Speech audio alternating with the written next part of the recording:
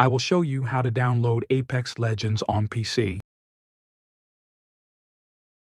Open your Steam. Make sure you are logged in. Then you can go to the store. On this page, you go to the search section. Write Apex.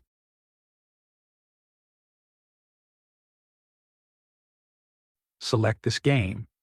Then scroll down. Click Play Game. Choose which folder you want to install. After that, click Install. At this stage, you have downloaded it. Wait until the download is complete. Congratulations, you have downloaded the Apex Legends game. Thanks you for watching, and if you haven't subscribed yet, be sure you hit subscribe button.